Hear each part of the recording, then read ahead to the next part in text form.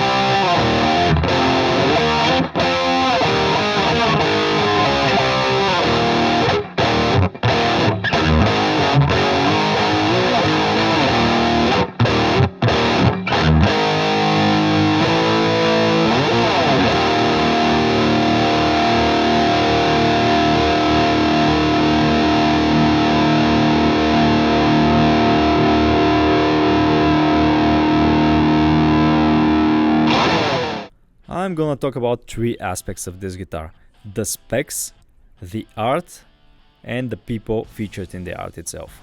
First of all, let's find the guitar in ESP's official catalogs, and the earliest one that I managed to find is in 2016, since there's no feature for the guitar in 2013 and 14. And if we scroll down here, we will reach Kirk and James's guitars. Here, remember that guitar, the Nosferatu, you're gonna see it in a minute. Here it is listed brand new for 2016, it's a new model. We got the 202, we got the White Zombie under the Nosferatu, we got the KH2 vintage that I reviewed, the KH2 neck-through, 602, and the specs for the KH White Zombie. There are no official brochures prior to that featuring this guitar, so this was the first one that I've managed to find, and we can see Kirk holding the guitar here, although I think this is the ESP version. Here's the thing, the White Zombie guitar was introduced somewhere in between 2013 and 14, but unfortunately the official ESP website got updated right around this time.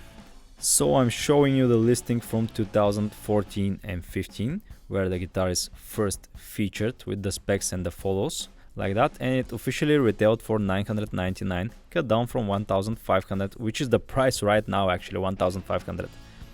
The website is a bit broken, that's why the pics are so stretched and the information, but we can still see the official specs, and the first run of guitars came with EMG 8160 set. Now this is a listing from 2016, where the only difference is that the guitar comes with EMG 8181 set. Last but not least, this guitar is still available in ESP's official website. Here we have the signature series, Kirk Hammett holding the ESP version on the photo here, and in here again we have the listing for it, and here it is, the KH White Zombie. We have the 602, the 202, the vintage, the neck-through, and here is the current official listing. The difference with the first generation of the guitars is that this one features the EMG Bonebreaker signature set of pickups for Kirk. Now let's discuss the art. My name is Kirk Hammet. I play lead guitar in a band called Metallica, and I am also a huge collector of horror movie memorabilia, artwork, books, toys. I collect anything that's related to horror movies from the turn of the century to present day. My favorite genre to collect is the movie posters, and they're super rare, really hard to find, and beautiful, and just a marvel to look at. Every time I look at these, I'm just as excited as looking at the actual posters themselves. I mean, I look at that this Nosferatu guitar and I'm like, yeah, I mean, I get the same feeling as looking at the poster. For this, I purposely made this a one pickup guitar so that the graphic could go down like that and not be printed on the pickup, but on the body itself. You know, I like the fact though, so that you know, you can get this guitar and you can buy that guitar and you can buy, you know, some of the other ones. I am going to have other monster guitars that are going to come out in the future as well. I have lots of plans. Another cool fact is that Kirk not only collects posters but all sorts of movie memorabilia. And one of the most prized possessions in his collection is the suit that Bela Lugosi wore in the White Zombie movie. He had a special statue made with the Bela Lugosi image in order to display this priceless suit. How cool is that? Definitely part of movie history. Now that you know why Kirk chose to go with movie posters on his guitars, allow me to introduce the people featured on them, starting with the man of the hour, Bela Lugosi.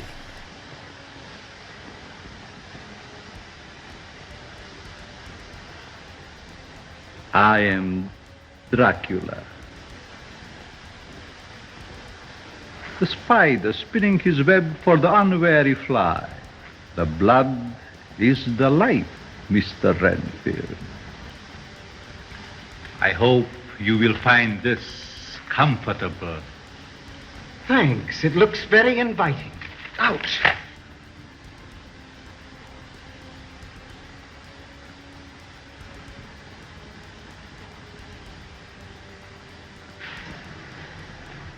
In 1931, Bela Lugosi became a horror movie icon.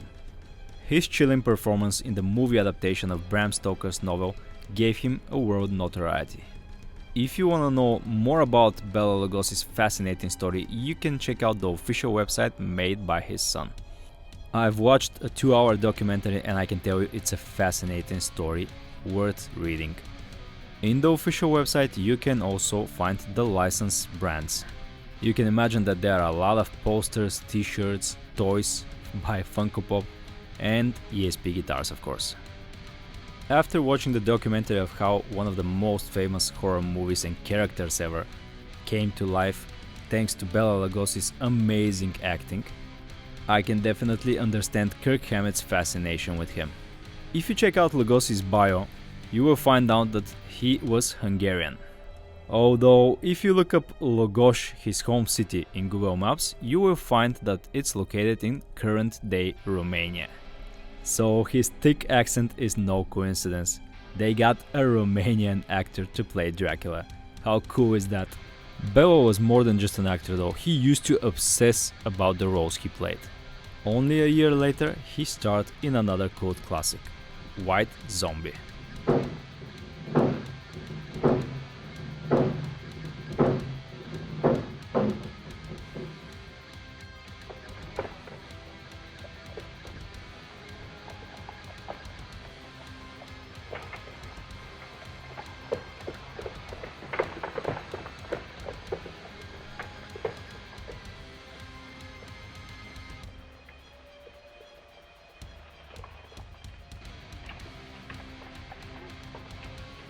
You know where is the house of Monsieur Beaumont?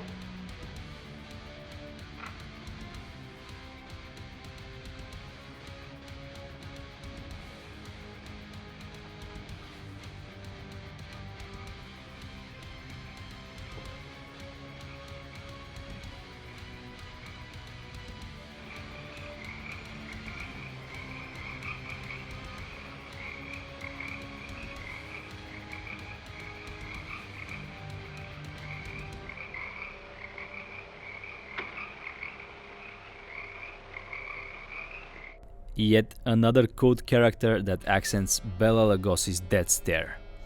And here's the thing, I got fascinated by these stories too, so I watched the movie before making the video. Both Dracula and White Zombie have sort of unique atmosphere to them. You gotta understand something, only 8 years prior to that, in 1922, the movies were still silent. The Nosferatu movie was silent, for example. The so-called talkies became a thing in the 30s. Most actors were not yet used to playing with their voices. To convey certain emotions, they had to over-exaggerate gestures and facial expressions. Just look at the Executioner Zombie.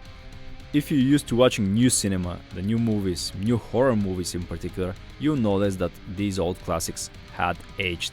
Almost a century has passed. They had aged gracefully though, and especially the art for them, the posters. We've already established that Kirk wants his guitars to be posters with strings basically. This one is no exception. This is a promotional poster for the White Zombie in the 30s. It features Bela Lugosi's murder legendary in his hat outfit, Kevin, the former executioner.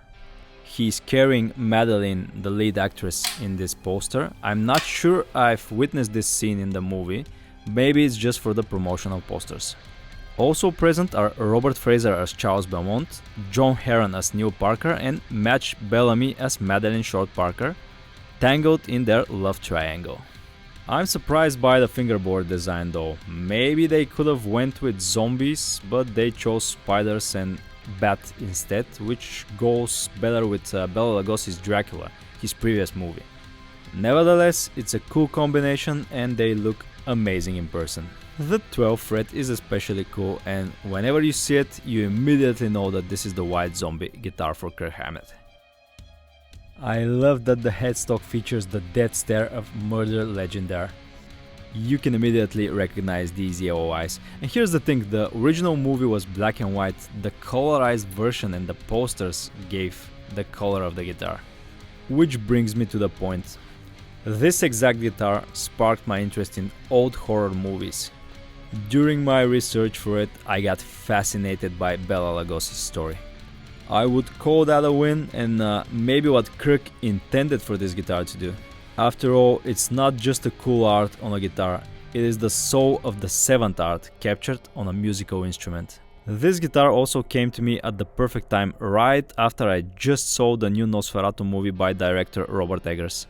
A captivating performance by Bill Skarsgård as Count Orlok or Nosferatu. I think it's a future classic and I wouldn't be surprised if I see Kirk making a guitar for this movie.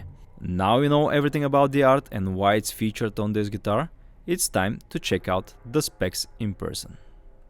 I'm gonna walk you through some of the most noticeable differences between the bow-tone LTD and the neck-through ESP. Of course there are differences between the bow-tone ESP and the LTD, but here we go. We got the ESP logo of course here. But most importantly, LTD branded tuners versus Goto tuners. Two-way adjustable truss rod, two-way in the ESP as well, but it has the Gibson nut. The LTD is adjusted by a 4mm Allen wrench. Another noticeable difference, 14-inch radius for the LTD versus 12 for the ESP. Rosewood fingerboard for both guitars. Of course this has the neck-through body construction, this has the bow-tone.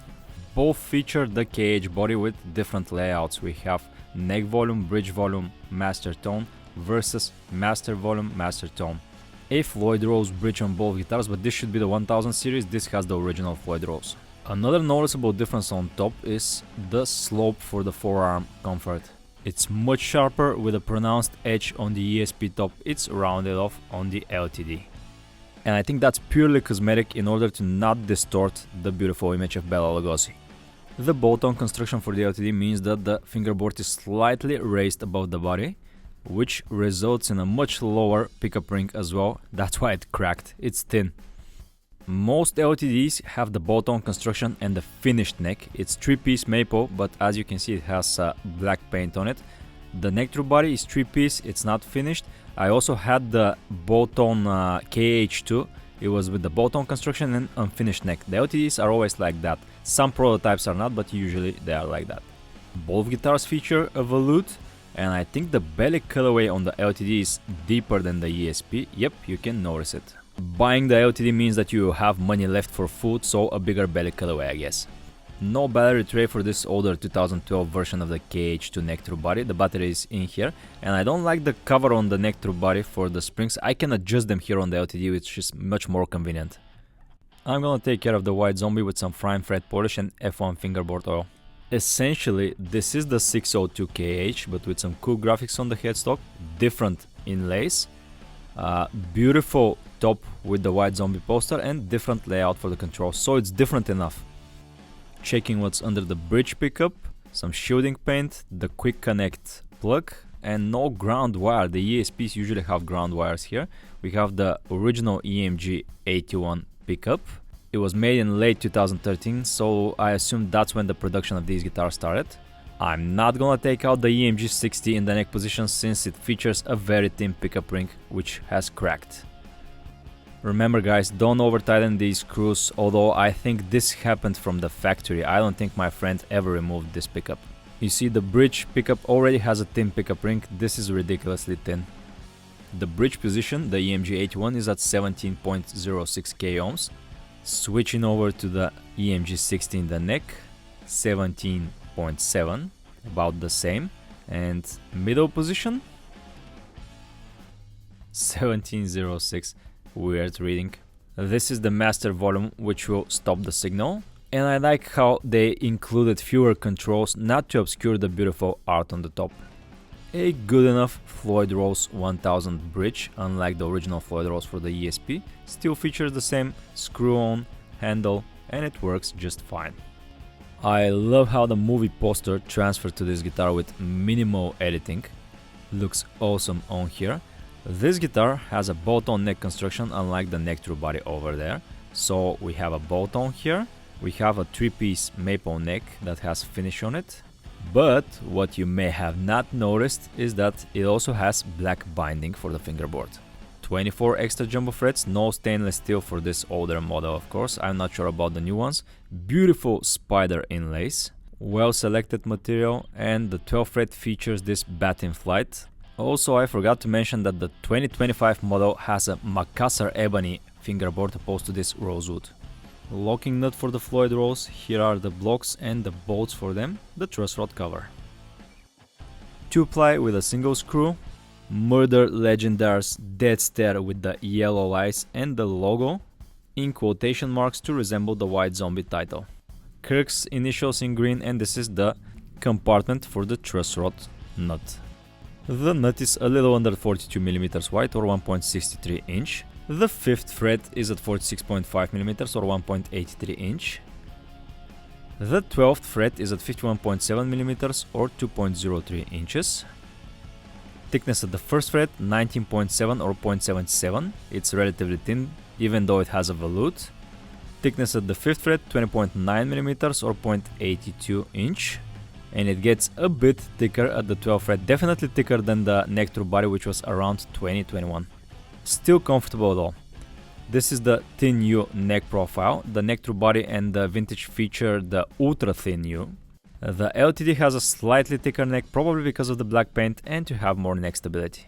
Body thickness of 45.6mm or 1.79 inch, about the same as the KH-2 neck through. Pickup ring spacing of 42.7mm or 1.68 inch. Another big difference with the ESP versions of these guitars, this has the 14-inch radius, still has the 25.5-inch scale length, but the neck through and the vintage have the 12-inch radius, like Gibson's. This guitar belongs to the same friend that owns the neck through body and the vintage, and he has been using it in drop C with 1156s. I'm gonna bring it up to E flat with 1046 Ernie balls. I've already loosened the springs, so I'm gonna do a full setup in E flat. Set up the Floyd, set up the truss rod and the height of the strings. Here's a word of advice when putting the strings on a Floyd Rose. The owner of this guitar used to cut the bow ends and insert the string with the wind on it here in the block, but this could damage the block, so do it the other way around. Insert this end and cut the bow end on the other side and insert it through the tuners. If you do it with the bow end with the winds, you will damage the blocks and compromise the tone. The body and the back of the guitar are made of multiple pieces of alder and the bolt-on construction with the maple neck, belly colorway here on the top, and here is the cavity for the springs and the Floyd block. Everything seems to be in order. Here is the 9-volt battery compartment. LTDs don't have the metal tray. And solder on electronics for this older model. I'm assuming the 2025 model features the quick connect. This is the cover for the 9-volt battery with shielding foil, and this is the cover for the electronics, also featuring shielding foil. This is the cover for the springs, and I like this one opposed to the one on the KH-2 Vintage and the Nectar, because it has the holes for adjusting the springs, which means that I don't have to unscrew this piece of plastic every time I want to adjust the tension of the springs. Seems like a no-brainer, but not all guitars have these holes. A user recently commented on the exact name for these metal inserts here for the bolts, but I like the fact that the cover for the 9-volt battery doesn't use wood screws that can damage the wood and stop catching in time. They use bolts with metal inserts. I think they were called threaded inserts or something like that. Black output jack cover, and the positioning of the strap buttons are here and here. The neck joint features the LTD plate with 4 screws and a little colorway for comfort for the high frets, and it is finished with the black paint, of course. Unlike the KH-2 Vintage and the Nectar, has a volute here, and it's 3 pieces maple. I can definitely feel the difference between this thin U and the extra thin for the Nectar body and the Vintage. This neck is a bit thicker. Beautiful, designed by ESP logo, some regulation stickers, and made in Korea with a cool serial number KH White Zombie 007. This was one of the first guitars. The Bela Lugosi logo for licensing purposes, and some Bela Lugosi licensing information here. If you want to upgrade something on this guitar, you should swap out the LTD tuners. The Goto should be way better. This beautiful tombstone case also came with the LTD Demonology that I reviewed. It's a perfect fit for a guitar like this. Skull with wings here on the top, the ESP logo. 75, the founding year of ESP guitars. They have 50-year anniversary now in 2025. We had 3 watches, leather handle, open it up, and we have black lining on the inside. Unlike the ESP cases for the KHs, this has a bigger compartment for accessories, which makes more sense. In here we got the keys for the case, a spare spring, and the truss rod key. I'm not sure if they came with a certificate though. This guitar is a little over 8 pounds, heavier than the KH-2 Nectar body and the Vintage. Not too heavy though.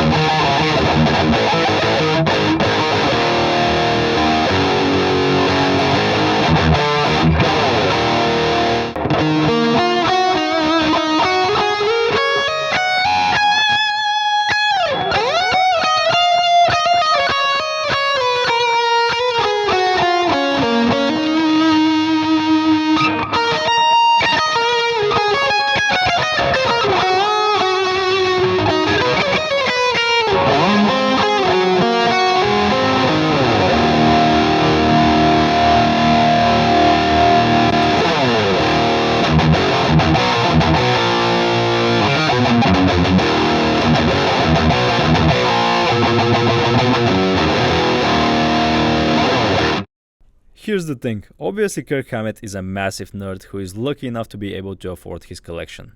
He also happens to be the lead guitar player for what I think is the most famous metal band for over 40 years now. I think he found the perfect combination for a signature guitar. Keep the specs similar, but make them different enough from each other. And with that sort of timeless cool art, I think it's a winning formula. Who are these guitars for? I think mainly for Kirk Hammett fans and collectors. I doubt that the movie collectors and movie fans would get these guitars, maybe some of them, but it's a rare occasion probably. Second category of players, the people that play their guitars on stage and are probably not Kirk Hammett fans, they might also go for this guitar because it has a cool Halloween vibe to it. It's spooky. Most of Kirk's guitars are spooky. Yes, I admit they can be a bit cheesy and childish, but they have their appeal. After all, if you don't like this, you always have the option of going for the 602 KH that only has the skull and bone inlays and it's black. Let's talk about the availability of this particular model. I have a good news and a bad news. The good news is that this guitar is still available to purchase brand new in 2025. The bad news is that the prices of LTD and affordable guitars are no longer that affordable. Back in 2013 and 14, this guitar used to retail for $999. Now it's about $1,500. If you want one, get it now while it's still available brand new. It's worth it.